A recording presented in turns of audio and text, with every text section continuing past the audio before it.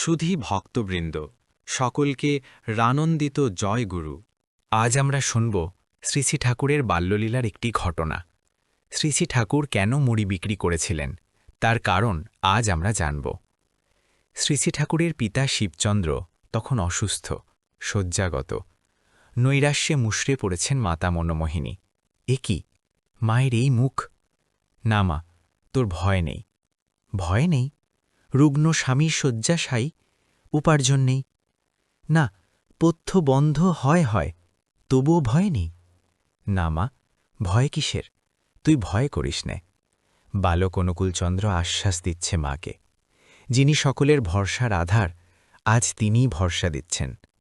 অনুকূলচন্দ্র ভরসা দিচ্ছে মাকে, দিতে পারে বলেই দিচ্ছে। তুই ভয় করিস নে মা, আমি আছি। এত দুঃখেও হেসে ফেললেন মনোমোহিনী। অতটুকু ছেলে বলছে কি, তোর ভয় নেই, আমি আছি। ওরে, পয়সা না হলে ওষুধ দেবে কে? পয়সা না হলে পথ্য আসবে কোত্থেকে? কেন, এক কাজ কর না মা, তুই মুড়ি ভেজে দে, আমি বেচি। তুই খুব ভেজে দে, আমি খুব করে বেচি। ওষুধ তো ওষুধ, টাকা জমিয়ে দেব দেখবি তোকে। দেখিস তোর কত টাকা হয়। উহ, এ কোথা থেকে কোথায় পতন! এত বড় ঘরের ছেলে! এ কি পতন নাকি লীলারসের আস্বাদন? জীবনের সংগ্রহশালায় বিচিত্র অভিজ্ঞতার অকুণ্ঠ সঞ্চয়ন। যিনি সকল বৈশিষ্ট্যের ঊর্ধ্বে, লোকের উদ্ধারই তার বিশেষত্ব। তার ঘর পর দুই সমান।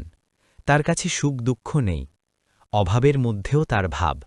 তার ভাবে থাকো, অভাব তোমার কি করবে?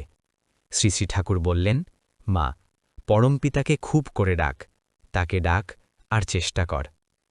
অতটুকু ছেলে ২.৫ মাইল ৩ মাইল পথ পায়ে হেঁটে যাচ্ছে পাবনা শহরে, আবার হেঁটে আসছে ওষুধ নিয়ে। রোদ বৃষ্টি কিছুই মানছে না। এভাবেই শ্রী শ্রী ঠাকুর শিক্ষা দিলেন মা বাবার জন্য কতটা করতে হয়। একেবারে সব শেষ হয়ে গেলেও কি করে পরমপিতার ওপর ভরসা রেখে কাজ করে যেতে হয়।